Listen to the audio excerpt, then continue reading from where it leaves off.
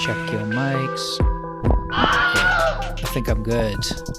Okay. All right. Hello, listeners. Welcome to another week of the Pill Pod featuring me, Eric Tate. And we are down one pod member today, however, due to scheduling conflicts. Master Pills will not be with us, just the slaves for today. The Grand Pill Poopa. Exactly. So, but we do have the distinct pleasure of having a guest of the show and a good friend returning to us today. This is Victor Hainaju, known to you folks as Lit Vic. If you've listened to the previous episodes he's been on. How are you doing, Victor? I'm doing great, guys. Good to be back. Great to have another literature corner. Great to have another Victor on. Always a party with the Victors. Always a party with two Victors. Yes, and of course, we have Politics Victor, Victor B, and Matthew. How are you guys doing? Hello. Not bad, not bad. Busy week, but it's been fun. It was fun to revisit this. And read the story again. It'd been a while. Yeah, great stuff. Yeah, we have something prepared to you today for listening to. That was a really good sentence. So we're doing the Edgar Allan Poe short story today called the Purloined Letter. So it's a short story by Poe, written around 1845, I believe. Story featuring a detective named Auguste Dupin. Now, before we get into the story, however, I think it'd be good to talk about why we chose to read a short story. We did our episode on Bartleby, and we really enjoyed it. And I think you listeners responded quite well to a kind of literature corner episode. Yeah, and I think it's also just, obviously with Bartleby, there's a lot of our favorite philosophers who talk about Bartleby, right? Zizek talks about Bartleby. We did that episode on Byung-Chul Han. He talks about Bartleby. Doesn't Deleuze talk about Bartleby? So there's like a lot of philosophical reasons. And then similarly now with Purloined Letter, Lacan has a pretty famous essay where he tries to show how the Purloined Letter can, which we'll get into maybe later, just as a demonstration of kind of the way the unconscious is structured, like a language is structured by symbols, and there's a kind of automatic effect. And somehow he uses the Purloined Letter to, and I guess I only learned from like revisiting this that Derrida has a response essay, which we didn't read, but maybe if people like this episode, we can do like a patron episode or something and explore the Derrida thing. But a kind of literature fight night, fighting over interpretations. Literature fight night. Exactly. Yeah, that's right. As this is a critical theory and philosophy podcast, we also like to take in literature because it's a major stimulant to the development of philosophy and critical theory and psychoanalysis and all that good stuff. What were you going to say, Matt? I was going to say, speaking of stimulants, on the other end of the prestige spectrum, I like Edgar Allan Poe because he is proof that having serious substance abuse problems and fucking your cousin can take you very, very far in life. So, mad just props what you to always that. wanted. And secondly, I want to ask on the other end of the prestige spectrum, how many of you was your first encounter with Poe that Simpsons episode where Homer is, reciting? Oh no, what is it? Homer is in The Raven. Yeah, but I think it's what's his name? The Raven James Earl was definitely Jones, my first who's encounter with reciting it. the poem. Bart is the Raven. Yeah, as always, it all goes back to The Simpsons. Yeah, I think I've actually used that episode when teaching the Ravens, so it's a touchstone. Nevermore. But yeah, Litvik, why don't you give us a little like historical context or background on Poe and like where is this story sort of situated within his larger oeuvre, if you will? Yeah, definitely. I mean, one of the other reasons perhaps we're looking at it now is it was actually Poe's birthday last week, January 19th, I believe. Yeah. So happy birthday. Poe. What's the most melancholy drink that we can think of? Maybe absinthe. Yeah. Let's raise a glass first of all. Yeah. To the absinthe cafe. Something with opium in it, probably. Yeah. Good 19th century style. Yeah, I've got a beer here in front of me. I haven't had a beer in a while. Oh yeah. Cheers. Cheers. Yeah. So, because Poe's reputation definitely precedes him, like we all know, as the famously turbulent, melancholy kind of Gothic writer. And among other things, he also had gambling debts. He changed his name to avoid his creditors. He was Edgar A. Perry for a while. So, Oh wow. Shit, so does that still work? it worked in the Definitely. 1800s, yeah. So Just shaves his mustache off, and then people are like, well, I'm looking for Mr. Edgar Allan Poe. It's like, no, this is Edgar Perry. Yeah. If you've ever seen a picture of this guy, it's hard to imagine him being disguised and unable to recognize him. He's got a very distinctive face, and I always imagine there's like ravens or something circling around above his head. You are right, though. I mean, I went through a bit of a Poe phase years and years ago, around when I was 18, like everyone did, and I liked a lot of his short stories. I never got around to this one, and what was surprising about it is it really doesn't have a very Poe-esque feel. You know, it's a pretty straightforward, it's very much a detective story, but there's none of that gothic melodrama. Nobody even dies in it, which is kind of shocking. What's the deal? What's the deal with that, Litvik? What's the story with this not being very melancholy? Well, most of his stories, they do deal with the macabre, the alienation of modern society. And I think the way this story kind of comes into his oeuvre is that it still sort of focuses on questions of urbanization and modernization, right? So Poe is actually credited with inventing the genre of detective fiction. So he was always interested in short stories and poems like that. He kind of believed that any sort of work of art should be able to be consumed in just one sitting. And that was what sort of drove his interest in short stories for unity of effect. But then we get to detective fiction, which kind of comes from his broader interest in things like cryptography, like code breaking, and the sort of question of what it was called ratiocination. So like tales of reasoning, as it was known back then, tales of kind of like deductive reasoning. And this was sort of like his second story, I believe, with the character of Auguste Dupin, who's this sort of French genius who solves these cases. And this was decades before even like Sherlock Holmes or any other kind of like famous detectives. So Poe was really kind of a pioneer in terms of this sort of short story and this kind of character. But one of the interesting things, like one of the reasons why this story does sort of stand out compared to his broader work is that, as you noted, it's actually not very sensational. It's very kind of like cool, analytical, almost detached in the way that it presents the facts of the case and then sort of just walks us through it, and we sort of see how the detective solves the mystery of the Purloined letter. Yeah, so if you haven't read it, listeners, I would recommend even just pausing and taking a look at it. It'll take you less than an hour to get through it. It's quite short, and it's really interesting. Sorry, what were you going to say, Matt? No, yeah, I should say I really enjoyed this. It was a lot of fun, and it was a lot of fun in the same way that I used to like reading Sherlock Holmes stories. This is actually a question we were debating before you got here, Litvik.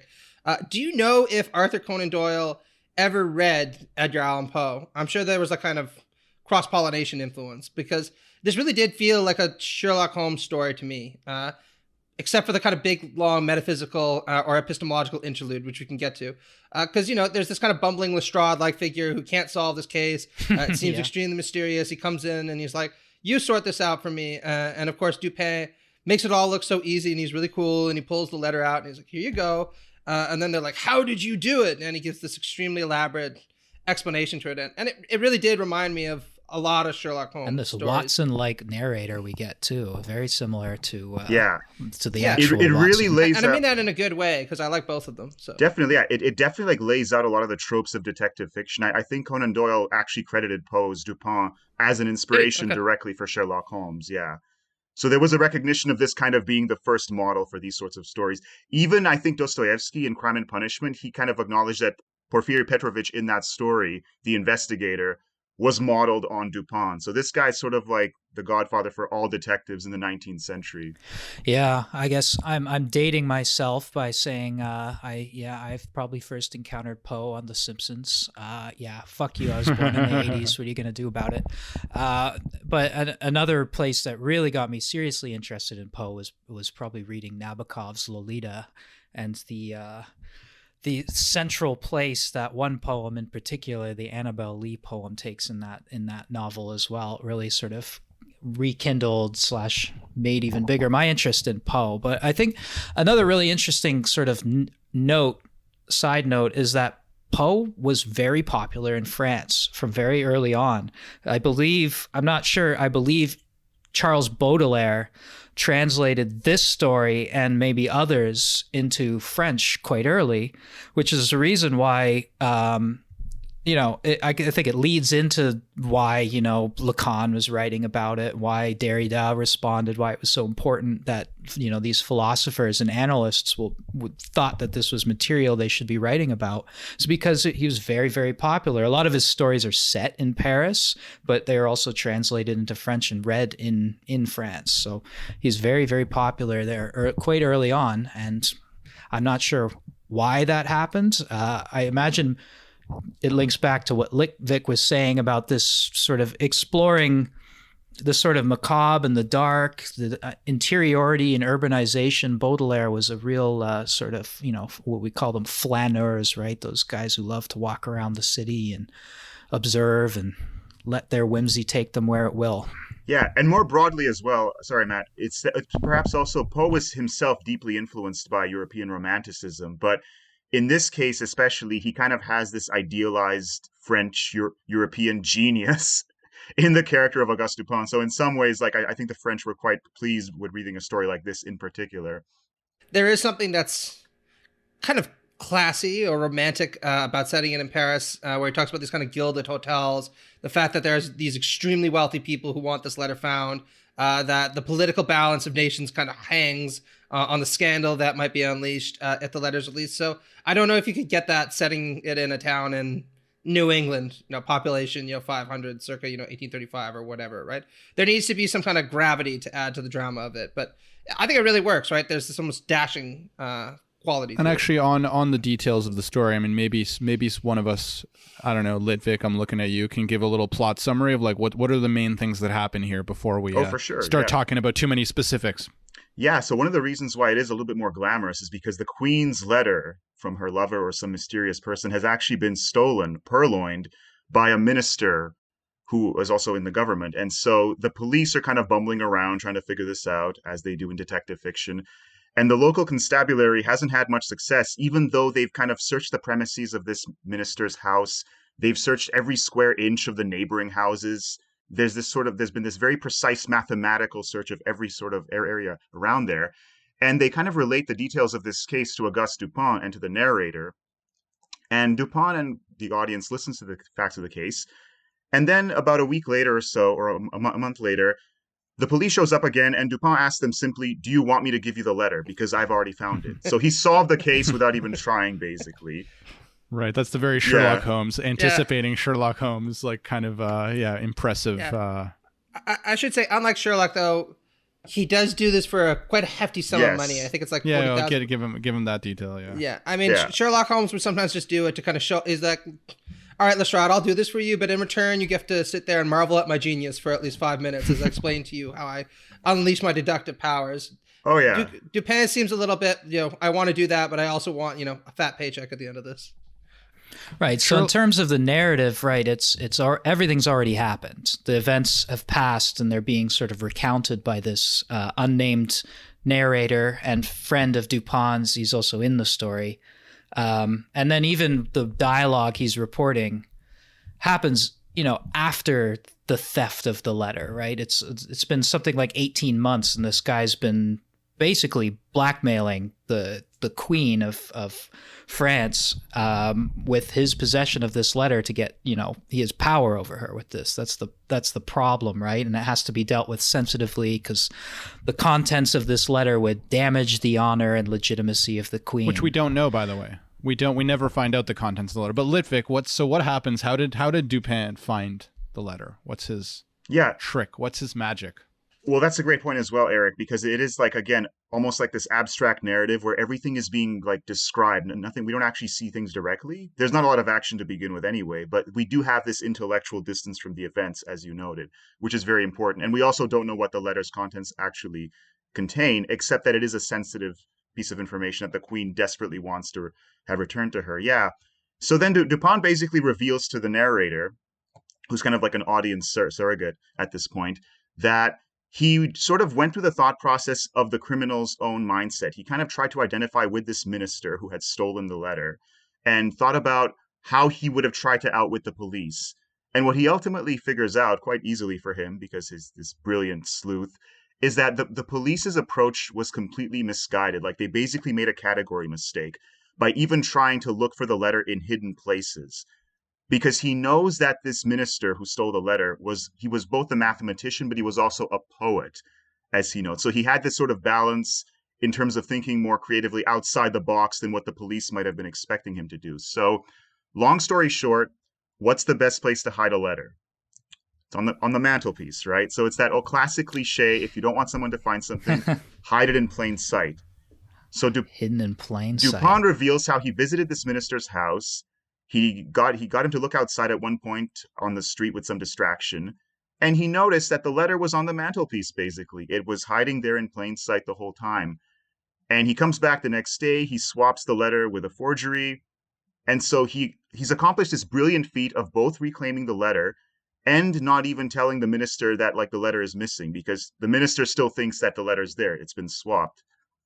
And it was all basically because he recognized the police's approach was completely misguided in this case. They didn't understand the criminal mindset sufficiently. And that's what opens up all the interesting interpretive questions about what were the police doing wrong and what does Dupin understand in this case that made it right. Yeah.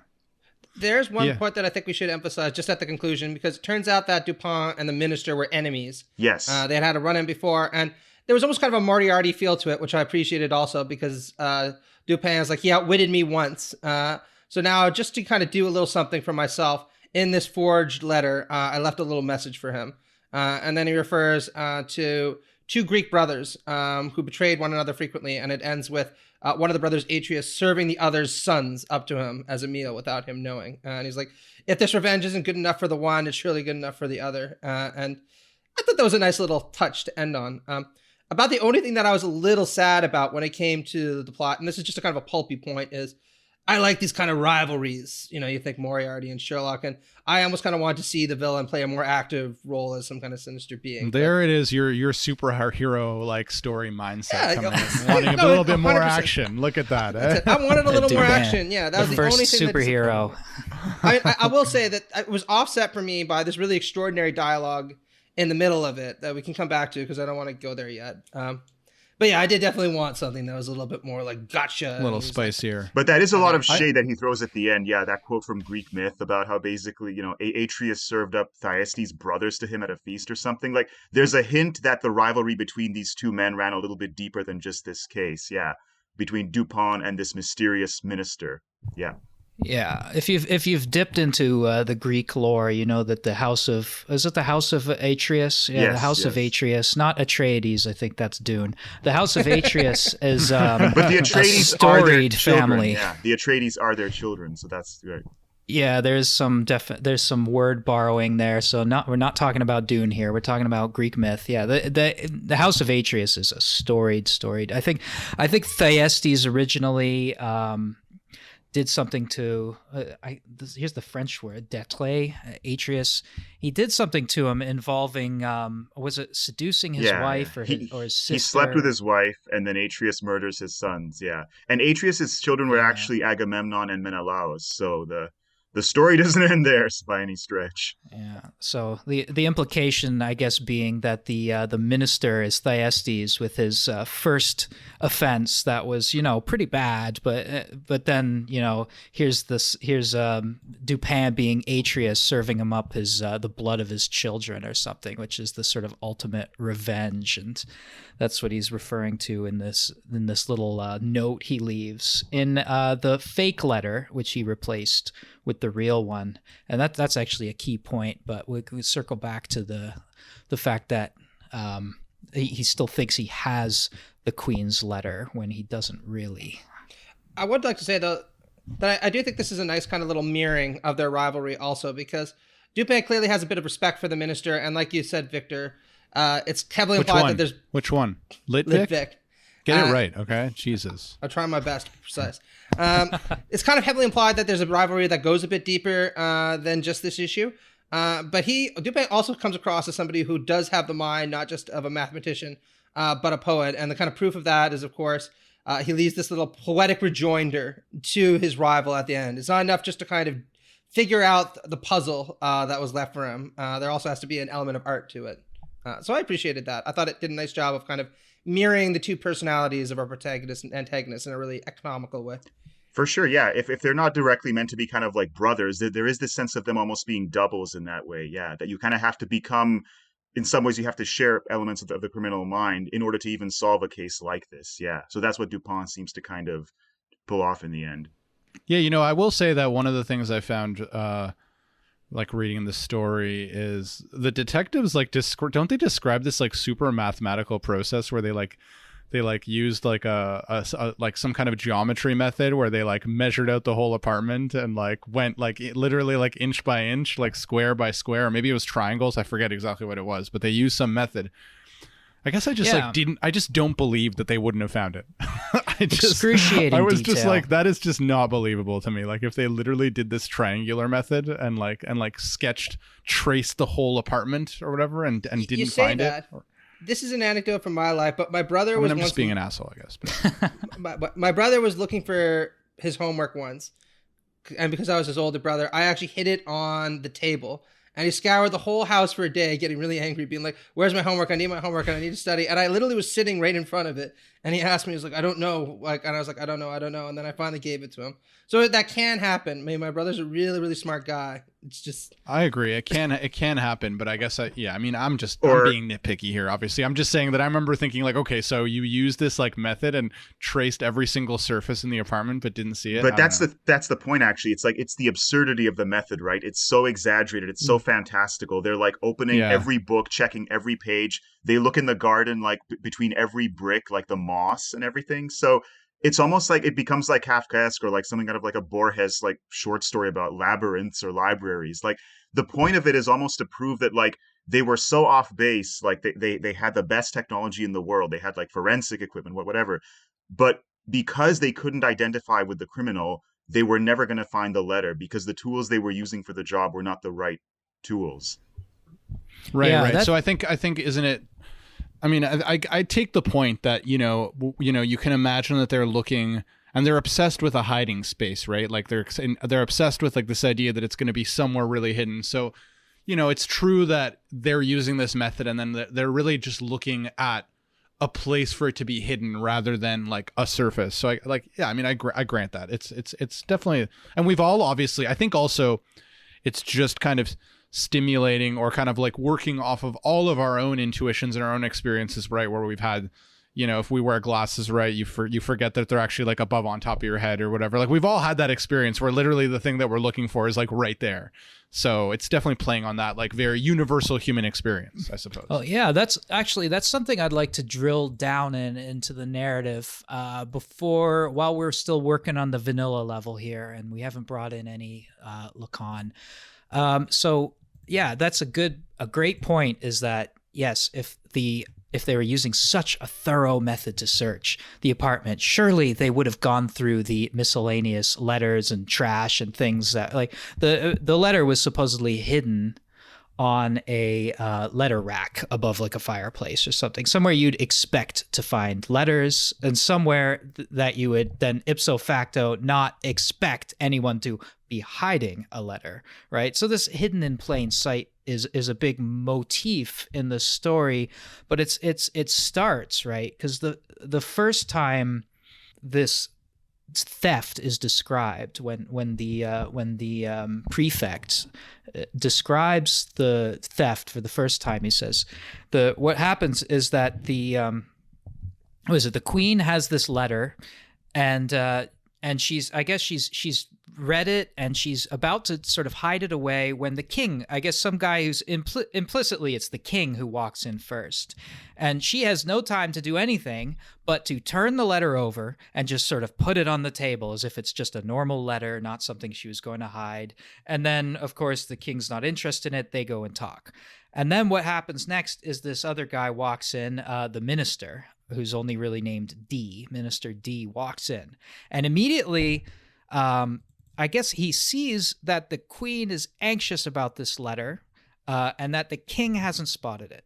And so what he does is he goes over with his own letter he happens to be sort of holding at the time, goes about his business in the royal apartments, puts the letter down next to the queen's letter, does some more talking, nonchalance, and then goes back at the end, picks up the Queen's letter and leaves the other letter in its place, hidden in plain sight, but it's no longer the letter because he's stolen it, and he brings it to his own apartment. And then he proceeds to hide the letter in plain sight, as he knows the police procedures. He knows they'll be coming after him. He even leaves his apartment every night to sort of make it easier for the police to investigate, right? And of course, they can't find it. And then Dupin, sort of divining all of this as the story is being told, goes himself and gets the letter by disguising himself as somebody who is maybe short-sighted with some glasses on. So he's able to look around the apartment. He sees like a crumpled up letter in the letterbox, knows immediately that that's what he's looking for because it's not hidden. It's out in the open. And he, what he does is he leaves his snuff box, leaves his snuff box behind and leaves. And then, meanwhile at home, he makes a facsimile of the letter. Next day comes a call in again. Says, oh, I forgot my snuff box. Gets let in. They have another conversation. He's paid somebody to create a distraction outside. So there's a gunshot. Minister runs over to the window, check out what's going on out there. And in the kerfuffle, Dupin secretly then swaps the Queen's letter out for this forgery now that he's replaced it with, and then proceeds to leave. And he keeps the letter in his apartment and doesn't really give it back to the police right away. Kind of waits for the police to come back to him, waits for the prefect to come back to him. And then he says that as soon as the policeman says, I'd pay my entire year's wage for this letter because the reward is so high. He says, well, if that's the case, then here it is. Get your checkbook out and here you go. And so he sort of almost semi-dupes the prefect into paying him 50,000 francs or whatever it is, and then goes on his way. So this motif of being hidden in plain sight is kind of determined right from the beginning, when the Queen sort of has no choice but to just sort of leave it face down on the table, right? And then lo and behold, that strategy is apparently exactly what needs to be done to avoid the police. So, the Minister D does the same thing. I also think it really adds to the comic effect of them employing these mathematical techniques to try to discover where this letter is, to kind of obtain new knowledge, if you want. Because the kind of irony is that they always knew where the letter was, because it was hidden in plain sight, and they walked by it a million times. And so all the kind of mechanisms and efforts that they undertook to discover it were pretty useless. And it has this real deflationary effect when it comes to our appreciation for these methods that I thought was pretty funny in a lot of ways. And there is kind of a lot of this in this story where there's almost the rug being pulled out of people's face, under people's feet when they start feeling a little too grandiose about themselves, including, the detective who kind of sits there and is like, I'll give $40,000 for this because the money is so great. And then he's just handed the letter and he's kind of like, oh my God, I feel like a fool, but whatever. And then runs away in this kind of bumbling manner. Yeah, that's what's so fascinating about this story, actually, is that even though it was pretty much one of the first detective sort of short stories, it already kind of starts to subvert some of the tropes that it's laying out. Because one of the big appeals of detective fiction is kind of, listening to the detective explain the case, like a magician revealing his trick, right? And the audience perhaps having guessed parts of it. But here, it's actually a very simple explanation. It's not terribly convoluted. The letter was on the mantelpiece. He just had to distract the guy, and then he took the letter and replaced it. So what is actually kind of perhaps being probed here is not even so much the case at a realistic level. It's more it's the thematic questions around the case. It's like, why couldn't the police find the letter? What did they lack, which Dupin has? And that's what kind of brings us back to what you were talking about earlier, Matt, I think, which is how Dupin understands the limits of the mathematical mindset, right? Or kind of like this more positivist approach where you're just sort of logically looking around for where things should be rather than looking at the bigger picture. Well, this is what I really want to discuss. I'll come back to you in 2 seconds, Victor. Because fuck you. Sorry. Look here. No, I'm just kidding. Go ahead. The thing is, at one point in Arthur Conan Doyle's fiction, Watson actually makes a list of what Sherlock Holmes seems to know very much about, right? very 19th century thing to do. And he lists all these scientific subjects and, of course, his kind of logical powers of deduction. And he says Sherlock was really good in these areas. But when it comes to things like philosophy, art, and he lists a bunch of other kind of humanistic disciplines and interests, he says he knows next to nothing about this, which is also echoed, I should point out, in the Benedict Cumberbatch series, right, where Sherlock is very, very scientifically motivated, knows nothing about human beings. And yet, what's interesting about Dupin is that none of that skill set was necessary to figure out this case, right? You almost get the sense that if Sherlock Holmes were put in there, he would fail at resolving it because it's not clever in a certain sort of mechanical way. What was really required to understand where the letter was what the minister had and what Dupin has, which is a kind of knowledge of human motivations, in particular the motivations of the people who pursue precisely these deductive explanations to everything. Yeah, that's a good point.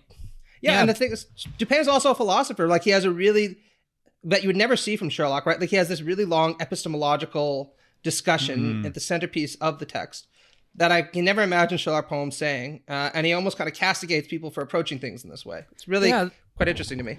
That's a great point. Both of those last points were good, because the payoff in a sort of detective fiction, it's like Litvik was saying, is that like there's a payoff in the explanation at the end, how the person gets caught. What was it? It was the dirt on the fingernails. It was the blood on the shoelace, or whatever it was. It always seems to imply that in case of Sherlock Holmes, he has some kind of superhuman sensory capabilities. It's like everything in the room is immediately registers in his mind, and he puts everything in its place. He has this superhuman ability. It's really it like actually the BBC is show, very he literally annoying. has like a computer-like brain, and he just like this.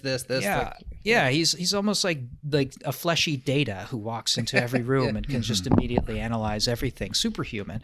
But in this case, it's much more psychological. It has to do with motives, but also, like Litvik was saying, it almost goes onto a thematic, almost epistemological level, in that this difference between the mathematician and the poet, or the sort of what is just so blazingly obvious that you can't see it, versus where do people go to look for things that are hidden? They go to the details, right? Like that little game example he gives with the maps, right? You can play the map game. You play with two friends, and you get them to, you say the name of a city or the name of something on the map, and then whoever finds it first wins. And the way you can always fool the amateur is if you just say one of those words that's printed broadly across the map, like something naming the continent or something, and it'll fool the amateur, because then they'll immediately go and look at all the little cities and assume you've chosen some little obscure thing, and then they won't see Terra Nova or whatever the big sort of semi-transparent word is that's printed across the map. So the mathematical mind always goes to the details, divides up the space, looks at every single last inch. Whereas the sort of poetic mind works a little bit differently. The poetic mind almost works as like a bluffer. You put yourself in the position of the other person and try to divine their thought process. It reminds me a little bit of what he says in the Rue Morgue, right? In the Murders of the Rue Morgue, Poe's other story with Dupin, that chess requires concentration, whereas something like, I forget the other one, checkers or poker, requires bluffing, because everyone has generally the same pieces, generally the same moves to make. There's less rules, so it requires bluffing. You have to know how to psych out your opponent or get in their head, right? As opposed to chess, which is very sort of computational. You just have to remain focused and play the best hand possible, play the best strategy. And perhaps to build on that just a little bit, what it provides on top of bluffing is also this question of empathy, right? That's the that's what poetry and literature more generally provides, which the mathematical spectrum and the spectrum wouldn't. It's this question of identifying with the other person, which art would allow us to do. And that is where poetry comes in here. That's ultimately why Dupin is able to think like his nemesis here and solve the case, when the police are just kind of looking at it like an equation or a puzzle to be sorted out. What's the significance of that? You're not going to cut me off again. No, go ahead. Yeah, you get him.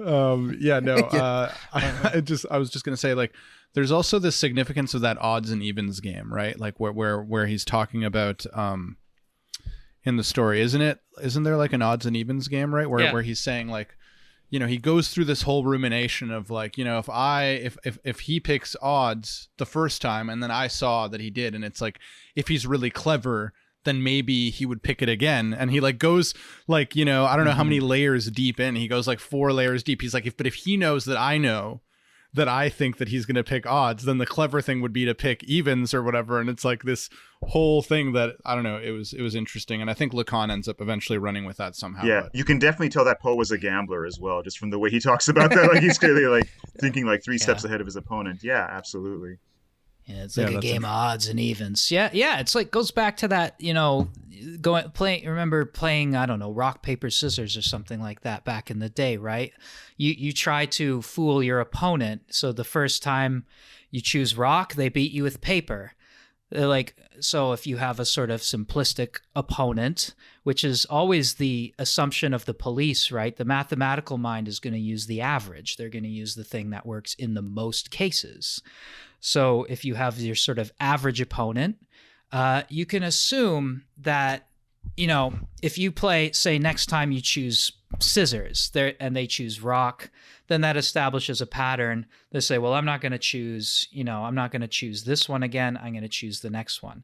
It's a little easier with odds and evens because there's only 2 options. So if I go odds and then next I go evens, your opponent thinks, oh, I see the pattern here. And then they're going to follow that. You just have to double bluff them at that point. But with a sneakier opponent like the minister, who's also a poet and a mathematician, they're going to do something a little more unexpected. And so you need a method that is not, you know, working in the most cases for the average person and looking for the most like sort of dependable outcome.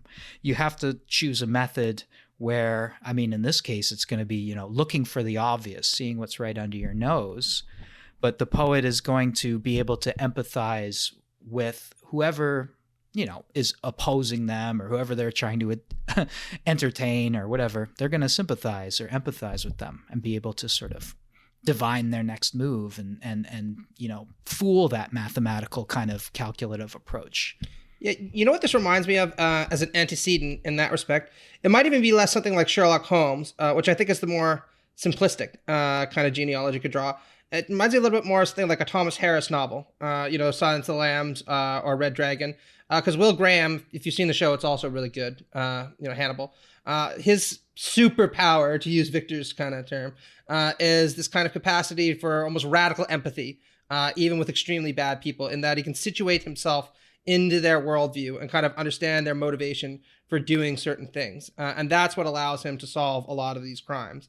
Not the fact that he kind of goes through them in this very analytically methodical way. And in some instances, he's actually a lot quicker at resolving these things precisely because he can do this than the people who take the more traditional approaches.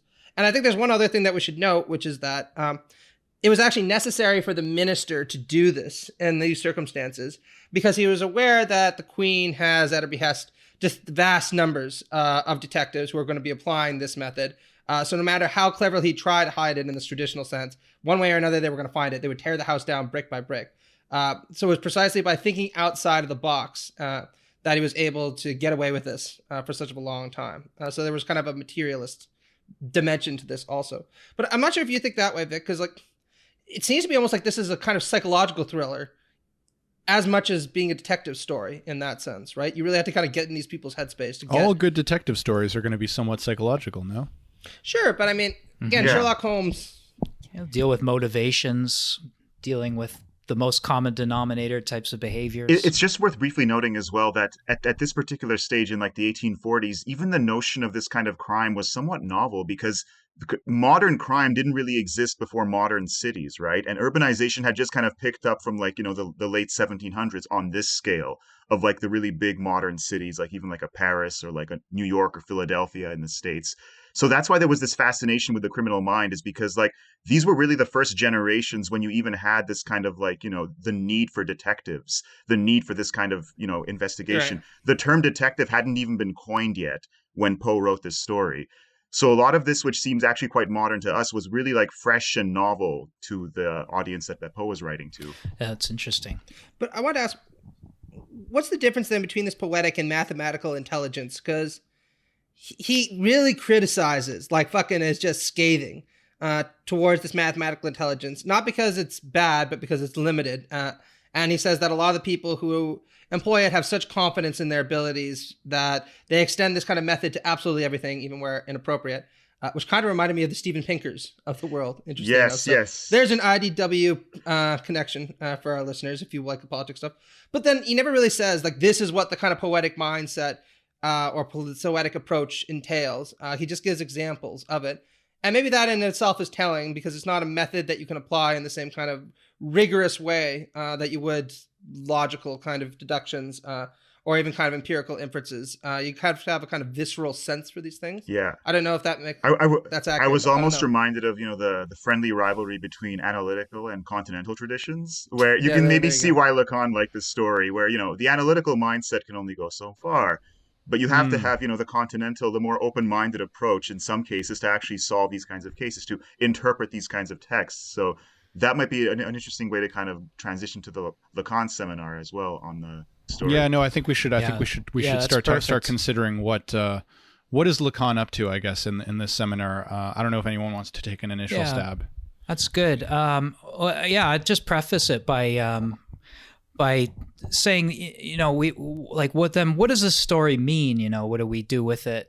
How do we interpret it? We've obviously been offering sort of interpretations along the way here, and talking about the context and doing some close reading of the text and looking at some of the major themes. But I guess some of our audience may be in university, or maybe encountering situations where they have to write about these stories, and how do you approach these stories? And obviously the psychoanalytic lens is a major option to approaching literature. There are other ones, many other ones, obviously, but this one stands out with Poe because of, Lacan being who he is, and having written this really important seminar, which he places at the beginning of his writings, Écrit, as the opening chapter. So, it's constantly referred to in a lot of literature on Lacan. So it's something really important to get into. Now, Lacan's interpretation of the text is arguably, not an interpretation of the text.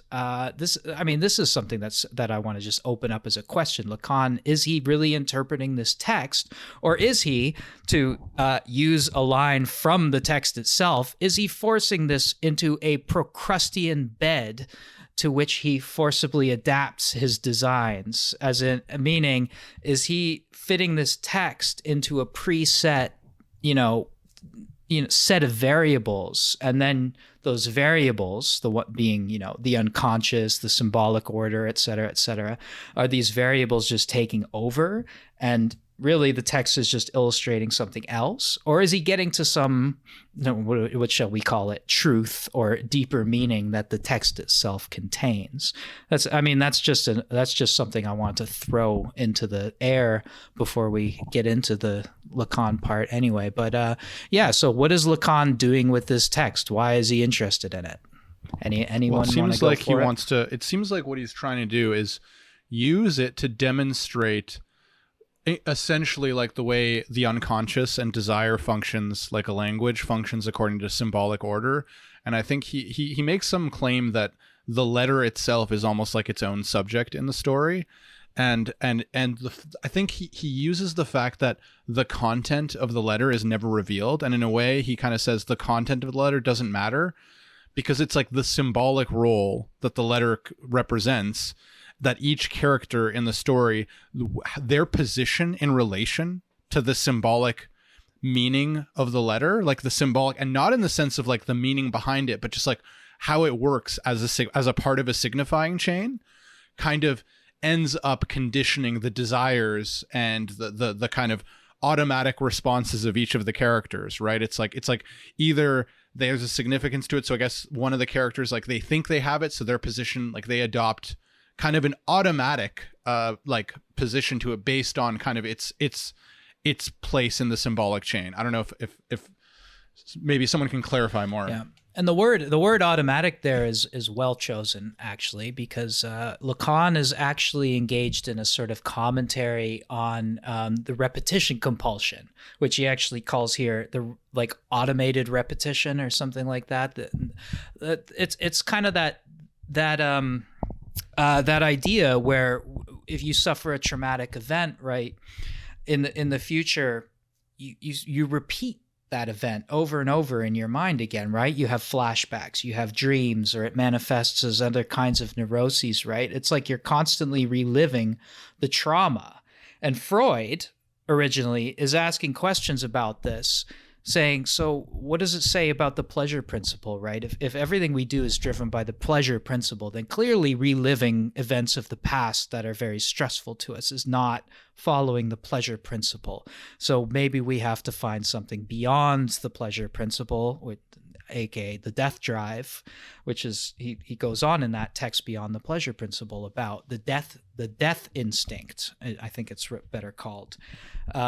Is what appears instead of this, and so Lacan is doing a kind of extended commentary on repetition compulsion and the death drive, and for some reason he sees this text as exemplifying that repetition function, because the text sort of nicely divides into a repetition, right?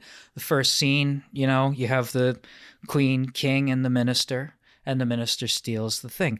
And then in the second scene, you have the police, the minister, and Dupin steals the letter. And then you actually even have a third repetition at the end that Lacan kind of shoehorns in there. I don't know if it's really legit, but there's at least this double structure of repetition in the text. So he sees this as somehow exemplifying something that Freud was trying to get at, that maybe he couldn't quite get at because Lacan has the tools of semiotics now at his disposal, right, where he can refer to the signifier. So what is the signifier doing here?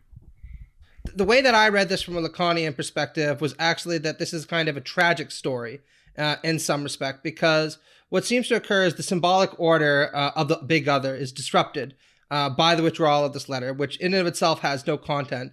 And precisely because it has no content, it can serve as a kind of ideological point where people invest it as the kind of locus point that holds everything together. And they're really worried that if it disappears or if it's used a long way, everything's going to fall apart. And at the end of the story, the letter is given back to the person who originally created it, and the kind of harshness or danger to the symbolic order is withdrawn, and it's stabilized, and the monarchy kind of goes on. So I kind of read it as almost kind of a mocking analysis of authority from that perspective. I'm not sure if that's the take he makes, but I mean, I always kind of read the point of the Purloined letter. I mean, it's been a while. I this is me revisiting it since I think I did an independent study in my fourth year undergrad, and I remember one of the essays I read with my professor was the Purloined letter, and I think maybe the first ever essay of Lacan that I read.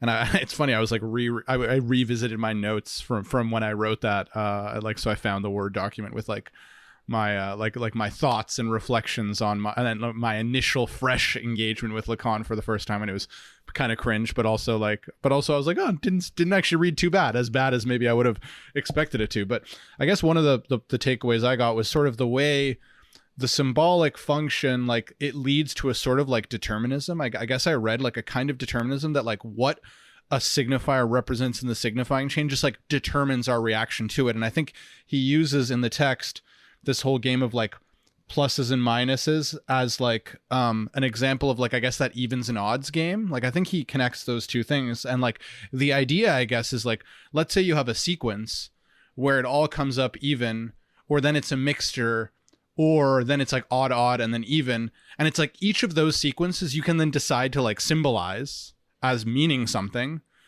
And like by doing that, like there's certain possibilities and things that can't happen. So I think like if you set those rules, I'm probably not explaining it that clearly, but like if you set up some rules where like, you know, this number of evens, this number of odds, then like it becomes impossible for a certain sequence to follow another sequence, because like the rules you've set up of like what those different sequences mean kind of determine what's possible to come next.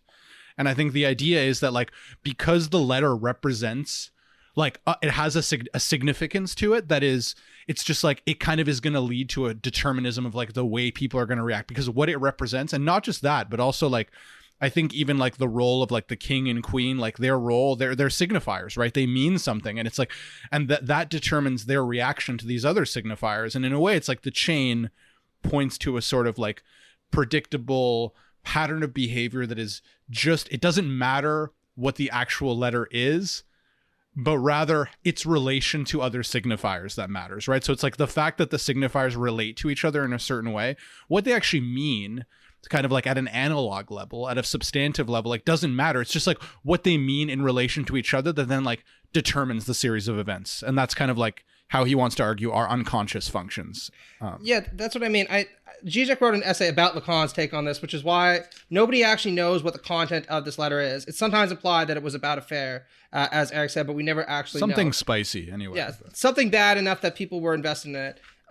But it's situated in this kind of matrix of power where we do know that the kind of social regime as it exists in France in the 1830s, by the way, where the monarchy was in tempestuous straits, right? So that's also important. And so everyone invests it with a great deal of significance, even without knowing what's in it, because they're concerned that it'll bring the whole administration down, right? And there's this kind of weird paradox in the fact that we aren't aware of what's in the letter, but we do know somehow that it's dangerous, so we can't allow it to get out, even though we don't know what it is. And at the end, there's this kind of restoration of the status quo by taking away the thing that we didn't actually know the content of, but we just realized it was kind of gap in the symbolic order that couldn't be allowed to get out. And now everything's smoothed over. So that's Zizek's take on Lacan's take on this story. But I think that might also might almost be reading it into political dimension. Yeah, it's way too political. Like this is much more just a point about like signifiers, like our unconscious being determinate by like what a role something plays. Like it doesn't actually, you're already I think you're already going too deep into like the meaning of it rather than just like how is this showing that like somehow unconsciousness or the unconscious and signifiers like determine each other.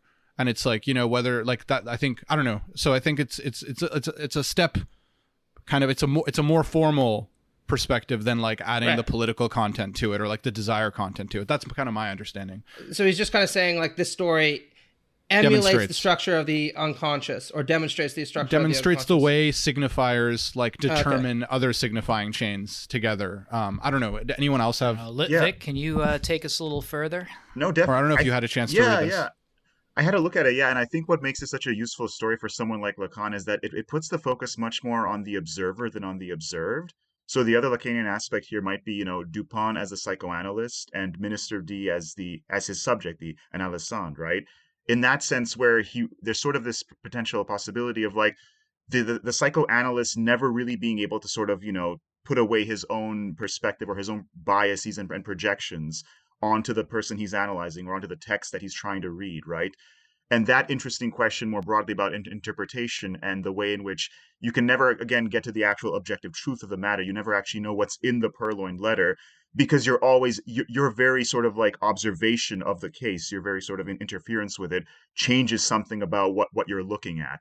So I think that's what makes it so interesting for Lacan to consider as well and for him to kind of riff on as well in the way that we've been talking about. And that does explain some of the comic effect in the part where they are going through trying to figure it out, right? Because even they don't know what's in the letter, they're investing it with so much significance, even not being unaware of its content, and they're tearing this hotel down in order to try to find it. And that says more about them than it does actually about the letter or the minister. Exactly. Yeah. Well, it says more about them, and it says more about the position that they're adopting in relation to the letter as like a kind of signifier, and their own kind of like position in that matrix. It's an attempt to demonstrate like the kind of the function of these things. Well, I can sketch out one of the broader outlines quickly and see what you think. That'd be good. So as you know, Lacan is taking in the idea of the Saussurian sign here, which is divided into two parts: the signifier and the signified. The signifier in this case will be the letter, and the signified would, be the meaning of the message contained in the letter. But of course, Lacan's Lacan's point with his whole barred signified thing is that we never really get to the signified. What we're really left with is a chain of signifiers, and that chain of signifiers constitutes the symbolic, which we enter into at some stage of our development, right? So the symbolic is when we acquire language. But the general, I think, outline of this is that this chain of signifiers is determinative for subjectivity, right? You are determined not by, what you learn in your life, not by whatever's innate or natural to being a human. You're determined by the symbolic realm. And this story, in a way, demonstrates that, because you have this sort of signifier that goes on this little adventure, this letter, the signifier. And of course, he plays on the difference between letter and as in like the letter of a word, and letter as in like an epistle, a message, a letter in an envelope kind of letter. To say that, the signifier goes on this adventure. And what it does is it determines these different subject positions in relation to it. So what you have in the first scene is you have the king, the queen, and the minister, right? And these three positions, the one who is blind is the king, doesn't know what's going on. The one who sees but thinks they are not seen, this is the queen, the second position here. And then you have the third position, the one who sees, right? The one who kind of divines what's going on. And each of them sort of correspond to a different order, right? So the first position, the king, is the real, it's blind. We can't talk about it. We can't symbolize the real. The second is the imaginary, right? The one who sees and imagines themselves as not being seen. So, and then the third one is kind of the symbolic, right? The one who can kind of stand back and take account of this whole symbolic structure that's at play and then use it to their advantage. And so then the second scene happens, and these positions, these structures, the sort of structures of these basic positions stay the same, but the characters occupying them switch, right? So if at first the minister was in the third position, the one of the symbolic, now in this second scene where, he's got the letter at his apartment and the police are looking for him and Dupin's going to come and steal it at some point, he's in the second position now. He's seeing, but he himself, he imagines himself as not being seen, right? Which is why when, Dupin walks into the apartment for the first time, he's affecting this romantic ennui, right? This almost feminine kind of disposition, which for Lacan harkens back to the new position he's occupying, which is the one of the queen in the first situation, right? And then the queen is now in the sort of first position, the one who cannot see, and the police, being a kind of extension of the queen, are doing this looking and they're not seeing anything, right? And then Dupin is now in the position of the third, which the minister was in the first scene. Now Dupin is in the third position because he sees what's going on. He sees Dupin for what he really is, and he knows where the letter is hidden. He sees all these things, and he and so that's what allows him to then take advantage of the situation, get the letter himself. And then of course Lacan adds a kind of third situation, because when you do get yourself involved in this sort of chain of signifiers, you end up getting sucked in, right? So Dupin gets sucked into the second position. He thinks he's seeing and not being seen. He imagines himself as very clever. But then the third here becomes the analyst, right? That's Lacan reading the story. So you have this same structure that's repeated 3 times. There's a kind of compulsion of repetition, and each one is determined, each set of subjects, the structure of the subjects remain the same, but the characters in each position kind of shift between each scene, right? So this is what shows you something about the repetition compulsion, right? There's something in the symbolic. There's something about the way the symbolic works. This constantly, signifiers don't refer to signifieds. We're going to get rid of this sort of meaning angle. All they really do is refer to other signifiers. So each displacement of the signifier brings out a new kind of brings out a situation where the characters will occupy another one of these three basic subject positions in the story. So that's the general sketch of what Lacan is saying. Anyway, sorry, it was a bit long. That was great. That was a great summary, actually. And I think it was actually made me feel good about my undergrad self, because I was like reading like one of my little like summaries from that independent study, and like basically I don't know, maybe I'll just Pills, you can decide whether you want to keep this in or not, but I'm just gonna like read a little bit of it because I think it adds to everything that and kind of what you're saying confirms that maybe I was right when I was this undergrad. But it says basically he is the present absence. As the characters shift positions on the signifying chain, they essentially take turns being displaced during the intersubjective repetition. The arrangement is controlled and decided by the placement of the signifier, the letter, along the signifying chain. Repetition automatism is demonstrated by the story through the interpretation of the way each character, upon acquiring the letter, repeats the other's behavior. The queen, right, deludes herself on the secrecy only to have it discovered and taken. Although the minister detected the queen's secret, he similarly hides the letter in plain view, thinking it will not be found out. Dupont is able to spot the letter in the minister's home and takes it himself. As the other two before him, Dupont will assure himself of his secret. Right, as each character moves throughout the signifying chain, they repeat the actions of the person before them, all while believing they will experience a different outcome than the one already experienced. There you go. You were so much older then. You're younger than that now. That's a great explanation. Yeah. Yeah. So yeah. So I think that's where I get the sort of I think that's where I kind of get this idea, where I'm kind of remembering that at the time I think I kind of was like, oh, this is like kind of showing how, like, we're a lot more determined than we think we are, to a certain extent, by our actions, or somehow trying to show that. Yeah.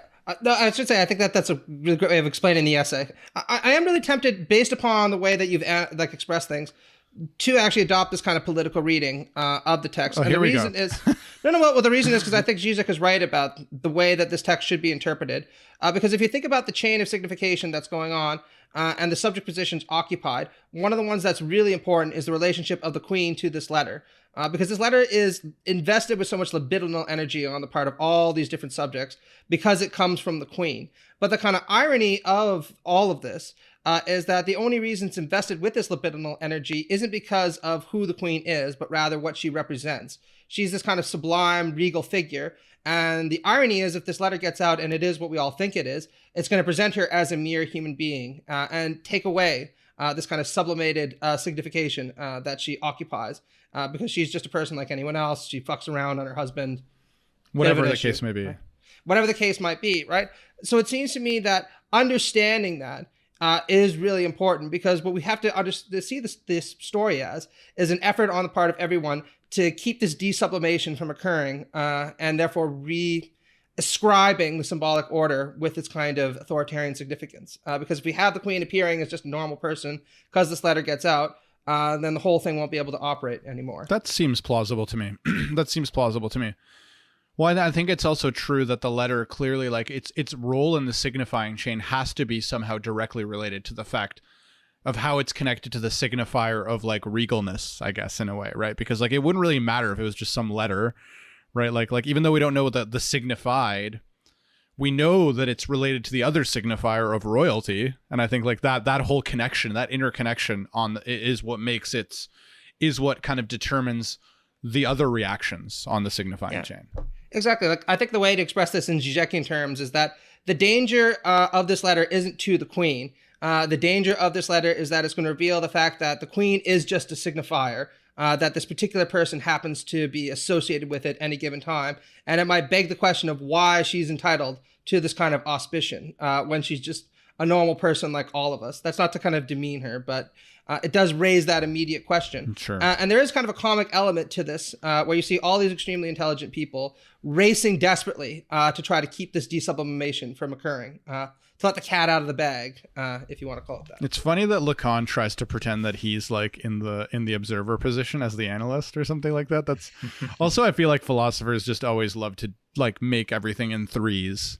So it's like, I don't think he could stand it being, like, only like a double action. He's like, I gotta add a third. He's like, so I'm gonna adopt the position.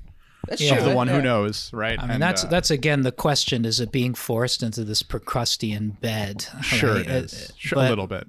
And I think it's an open question because I think we do learn something about the text when we talk about it in this way. But we also learn something, and that seems to be the goal of the seminar, is to learn something about psychoanalysis as well, right? Because the unconscious is the discourse of the other. What is that going to mean? It's going to mean as a subject, you are eccentric. You are standing outside of yourself. He brings in some of this Heideggerian terminology, right? You're eccentric. You stand outside of yourself. You're not, the subject isn't located anywhere. In fact, the subject in this situation is split between 3 different subject positions. So the subject isn't necessarily an individual. When we talk about the subject, it could be divided into many different kinds of positions. But if you want to remember the 3 positions, it's really nice. We get the politics of the ostriches, right? The first one has its head in the ground, can't see anything. Second one sees that and is looking at it, thinks, oh, I can see this one, can't see me. Then while the second one is thinking that, all satisfied with itself, the third one comes along and pecks its ass, right?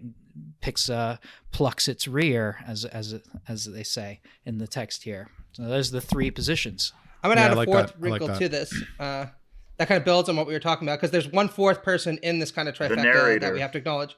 Not just the narrator. I was going to say, okay, so there's a fourth person, the author himself, right? Because Poe himself seems to occupy a weird position in this chain of significations because you have a detective whose job is, of course, to reascribe the social order with this kind of sublimated quality.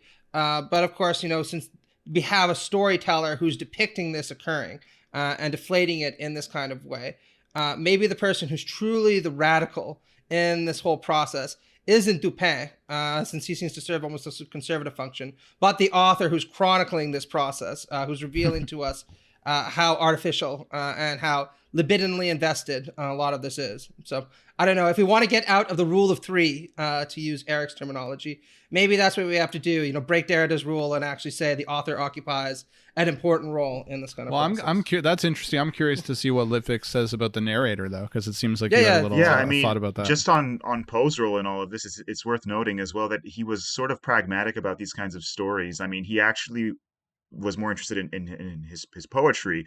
He recognized that there was a mass market for these kinds of sort of, mystery stories. And he was a little bit more, pragmatic in the way that he even approached marketing these things. So it's worth considering in that sense. But in terms of the narrator, I'm interested in kind of asking you guys about the Lacanian perspective there, because the conventional reading is the narrator is either like a surrogate for the reader, or he's somehow representative of, America's relationship with France, because Dupin is a Frenchman, and the narrator is this sort of like unnamed American who's just in awe of this European brilliance.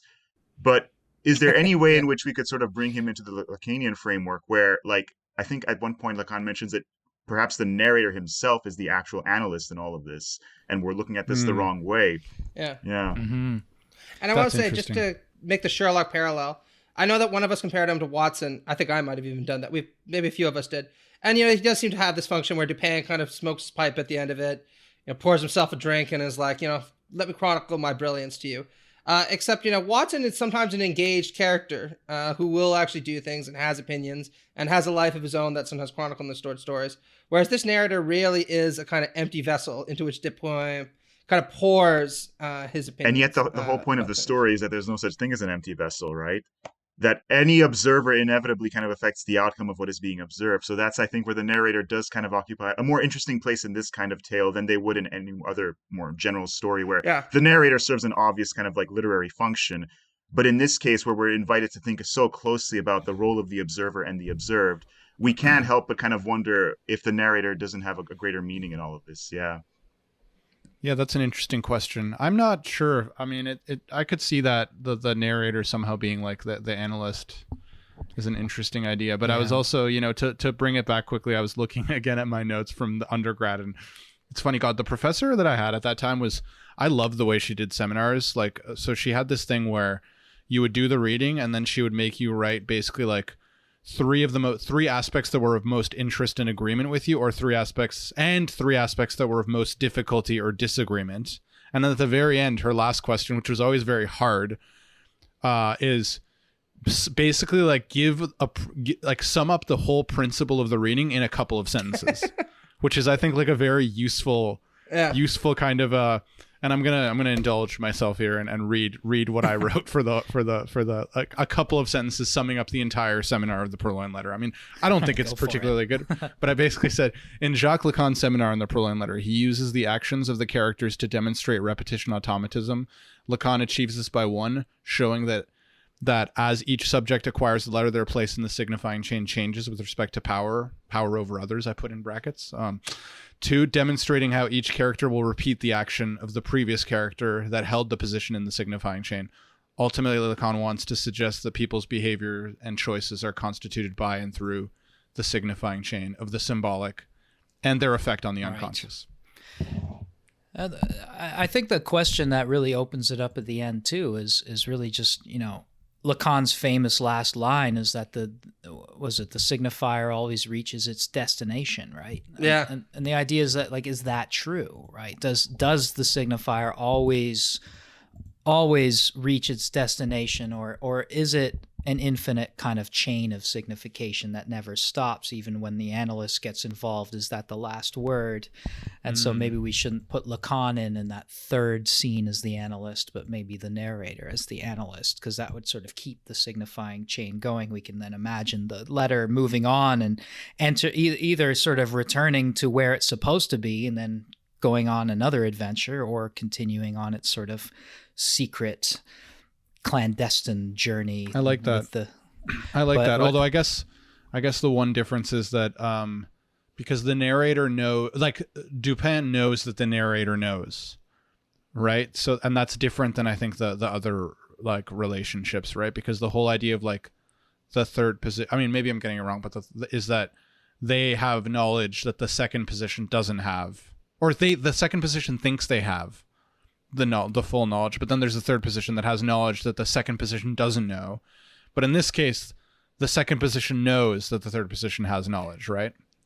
Yeah, and I'd like to add like one last wrinkle to this, which is that the real irony to the story, now that I think about it a little bit more and I've heard what you guys have to say, is that despite the fact that a lot of it is about ascertaining the riddle to this mystery, right? It's that ultimately the fact that they've discovered this Purloined letter allows them to occlude the truth of what actually happened, right? This isn't about revealing something to the public that it needed to know. It's about hiding something that did occur so that this resublimation can occur. The signifier finds its destination, and in doing so, it once again casts this kind of illusory spell over the symbolic order, which allows us to rest content with it rather than be critical of it.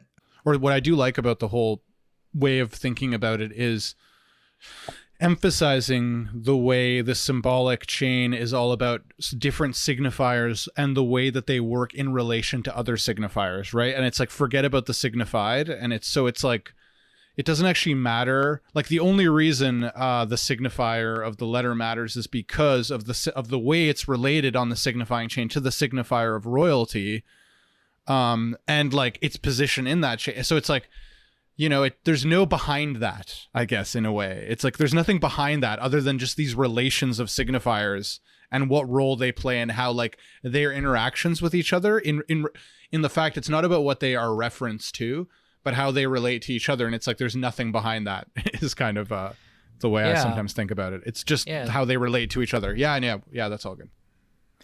I mean, it's the function of the signifier that we're focusing on, right? And not its meaning, right? That's one aspect of it. So we don't know what's in the letter, right? And the other thing is that it's hidden in plain sight. So this letter, which people can only read one side of, apparently, except for the queen who knows what's in it, but, and the other people know what's in it too, right? I'm pretty sure the prefect explains the contents of the letter, but we do not know what's in it because, in a way, Lacan is saying it doesn't matter. And here's a big quote from Heidegger that cinches it. Lacan's quoting Heidegger here. When we're open to hearing the way in which Martin Heidegger discloses to us the word aletheia, the play of truth, we rediscover a secret to which truth has always initiated her lovers, and through which they learn that it is in hiding that she offers herself to them most truly. So you have this kind of secret element and the truth being out in the open. You know, the truth reveals itself by hiding, or gives itself over by hiding. So that's the play of, you know, and the interesting idea that if the minister were ever to use this letter, this power that he has over the queen, it would immediately vanish, right? The signifiers are kind of spent in the using of them. And then the situation has to shift again. Everyone shifts positions. The signifier goes on a new circuit, and that sort of repetitive circuit again is sort of the essence of this repetition compulsion is to be found in this constant play of signifiers that are sort of indifferent to their signifieds, because they hide in the truth, and the truth is kind of hidden in plain sight, but also secret, because we don't know what it is, but we know its functions, right? We know what's at stake. We know who has power over whom, and we know sort of the general outline of how this letter is causing so much trouble in this story, but we just don't know what the fuck it says.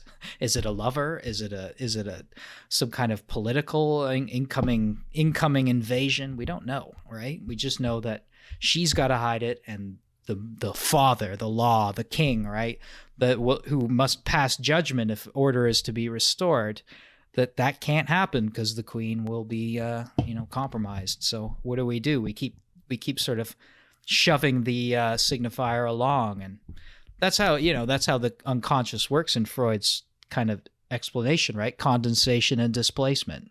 It takes on energy of other things, and it's displaced. It is represented by something else. So the phallus represents the signifier. The signifier represents the lack of the mother's phallus. All these different sorts of displacements and condensations, and the signified is just fuck that. We don't know what it means. Yeah, and I think that's sort of the final take on all of this. It's just like it's a really useful metaphor for textual interpretation, basically, right? Like the text is there in plain sight. The question is, how do you interpret it, right? Like, what meaning do you ascribe to that text? So that's, I think, what this story is really useful in terms of getting us to sort of consider. Yeah, I like it. That's great. I think these episodes, I mean, this is the second one we've done, but I think, this and the Bartleby, I feel like, are among my favorite ones to do. So hopefully we can do more and have you back, Litvik. Yeah, man. Likewise. Hope to be back soon. It's a lot of fun. Definitely. Yeah, that would be great. All right, and I think then we can wrap it up here and say our goodbyes. Yeah, let's do this again soon, and thanks again for joining us, Litvik. My pleasure. Yeah, indeed. It was an absolute pleasure. I love doing some Poe with you, and don't forget to raise a glass for our dearly departed Edgar Allan Poe, or Edgar A. whatever his alternate ego was Perry. At one point, Perry. Perry. Yeah. No, for sure. Yeah, good times. All right, cool. All right. We'll do that. All right, everybody. It's been fun. Victor. This is Eric taking over the father's position in this signifying chain for the time being. The good we'll stuff. see where the displacements lead us. All right.